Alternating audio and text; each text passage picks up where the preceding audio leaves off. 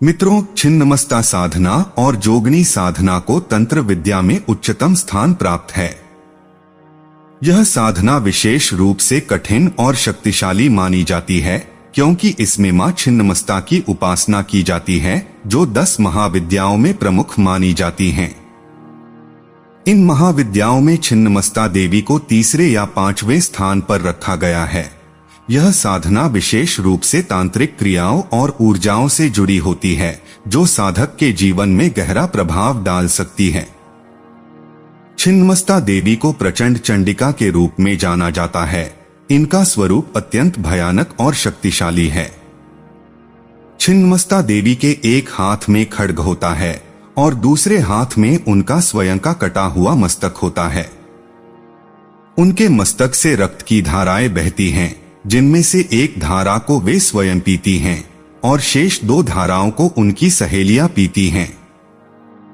यह प्रतीकात्मक चित्रण छिन्नमस्ता देवी की शक्तियों और आत्मनियंत्रण को दर्शाता है।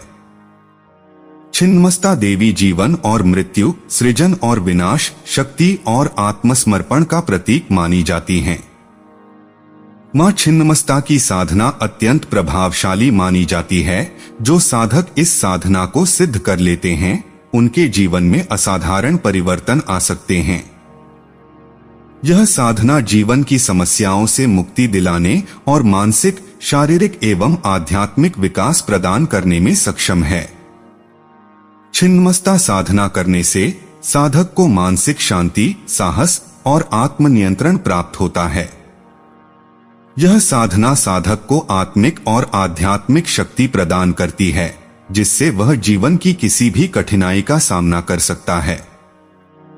आज हम आपको देवी छिन्नमस्ता माता के साधन के विषय में बताने जा रहे हैं तथा इस साधना को करने के लिए उपयुक्त शाबर मंत्र का प्रयोग किस प्रकार से करना है, आपको इस वीडियो में विस्तार से बताएंगे। तो चलिए आगे की प्रक्रिया को देखते हैं। मित्रों, छिन्नमस्ता साधना का शाबर मंत्र अत्यंत प्रभावशाली होता है। शाबर मंत्र का तांत्रिक विद्या में विशेष महत्व है क्योंकि यह मंत्र साधारण नहीं होते, बल्कि इनका गहरा प्रभाव होता है। यह मंत्र तुरंत प्रभाव डालते हैं और साधक को अद्वितीय शक्ति और सिद्धि प्राप्त होती है। छिन्नमस्ता साधना की विधि। छिन्नमस्ता साधना के लिए साधक को विशेष तैयारी करनी होती है।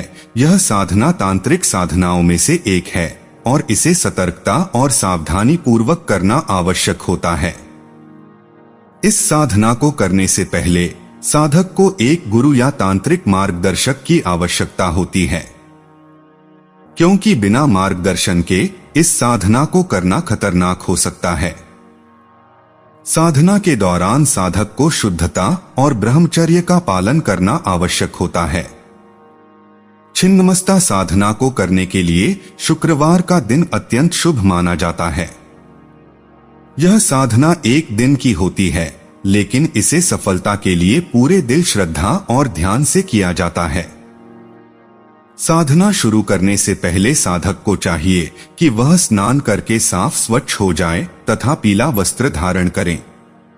फिर जहां पर साधना करना है, उस स्थान पर साधक को एक चौकी पर लाल कपड़ा बिछाना होता है।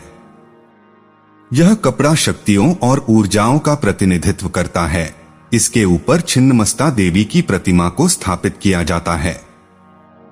इसके बाद माता देवी छिन्नमस्ता को सुगंधित इत्र अर्पित करना चाहिए और चमेली के फूलों का हार चढ़ाना चाहिए। यह क्रिया साधक के ध्यान और पूजा में मदद करती है और देवी को प्रसन्न करती है। साधक को सुबह ही इस साधना की तैयारी पूरी कर लेनी चाहिए और तांत्रिक मार्गदर्शन में ही यह साधना आरंभ करनी चाहिए, ताकि साधना विधिपूर्वक संपन्न हो सके। साधना प्रक्रिया। साधक को पूरे दिन छिन्नमस्ता देवी का ध्यान करना चाहिए। देवी का ध्यान करना साधक के मन और आत्मा को साधना के लिए तैयार करता है। इससे साधक की आत्मिक शक्ति बढ़ती है और साधना में एकाग्रता आती है। जब जब रात्रि हो जाए तो रात्रि के समय ठीक 9 बजे से साधक को रुद्राक्ष की माला लेकर मंत्र का जाप शुरू करना चाहिए। यह जाप पूरी रात करना होता है मंत्र जाप के दौरान साधना को बीच में छोड़ना नहीं चाहिए, क्योंकि इससे साधना खंडित हो जाती है। साधक को साधना के दौरान देशी घी का अखंड दीपक जलाए रखना चाहिए। यह दीपक साधना में निरंतरता और स्थिरता का प्रतीक होता है और साधक के ध्यान को सशक्त बनाता है। यह शाबर मंत्र अत्यधिक प्रभावशाली और शक्तिशाली है। इसे विशेष रूप से तांत्रिक साधनाओं के लिए उपयोग किया जाता है। मंत्र इस प्रकार है। आगारी जो गुरु यागे जोगी, गुरु दंड बतिया करिया बलई योरी, जोगन मुख अनरिता गाती रही रतिया, जो जोगान चल इन एक लिया गो मारो है तालिया, गो जोगान बांधू नजरिया गो जोगण्या पहिया, ना आए तो दुहाई मैया वनिता की, दुहाई सलीमा पैगंबर की, दुहाई चलाई छू। यह मंत्र साधक को ध्यान केंद्रित करने और देवी की कृपा प्राप्त करने में सहायता करता है। मंत्र जाप के दौरान साधक को एकाग्रता बनाए रखनी चाहिए और पूरी निष्ठा के साथ जाप करना चाहिए। मंत्र का सही उच्चारण और विधि से जाप करना आवश्यक होता है ताकि साधक को साधना में सफलता मिल सके। साधना के नियम।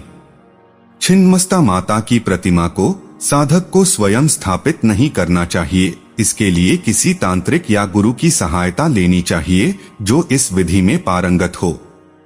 साधना हमेशा गुरु के मार्गदर्शन में ही करनी चाहिए। बिना गुरु के मार्गदर्शन के यह साधना खतरनाक हो सकती है और साधक को मानसिक और शारीरिक रूप से प्रभावित कर सकती है। साधना के दौरान अखंड दीपक जलाए रखना और ब्रह्मचर्य का पालन करना अत्यंत आवश्यक है। यह साधक की साधना में शुद्धता और स्थिरता बनाए रखता है। साधना के दौरान साधक को विभिन्न प्रकार के अनुभव हो सकते हैं। ये अनुभव साधक को विचलित कर सकते हैं, लेकिन साधक को अपनी साधना में ध्यान केंद्रित रखना चाहिए और उसे खंडित नहीं करना चाहिए। साधना के परिणाम। जब साधक पूरी निष्ठा और श्रद्धा के साथ छिन्नमस्ता साधना करता है तो उसे एक दिन में ही सिद्धि प्राप्त हो सकती है। यह साधना साधक के जीवन में अद्वितीय बदलाव ला सकती है। माता छिन्नमस्ता अत्यंत शक्तिशाली देवी हैं और वे अपने भक्तों की सभी समस्याओं का निवारण कर सकती हैं। साधक को इस साधना का उपयोग जनहित के लिए करना चाहिए। यदि इस साधना का दुरुपयोग किया जाता है तो इसके परिणाम घातक हो सकते हैं और साधक स्वयं संकट में आ सकता है। छिन्नमस्ता साधना तंत्र की देवी से जुड़ी साधना है और इसे अत्यंत सावधानी पूर्वक करना चाहिए। साधक को इस साधना के दौरान अपने मन और आत्मा को पूरी तरह से छिन्नमस्ता देवी के प्रति समर्पित करना चाहिए ताकि उसे देवी की कृपा प्राप्त हो सके और साधना में सफलता प्राप्त हो। मां छिन्नमस्ता की साधना अत्यंत प्रभावशाली और शक्तिशाली मानी जाती है। यह साधना साधक को मानसिक, शारीरिक और आत्मिक शक्ति प्रदान करती है। साधना के दौरान सावधानी बरतना आवश्यक है क्योंकि यह साधना अत्यंत कठिन मानी जाती है।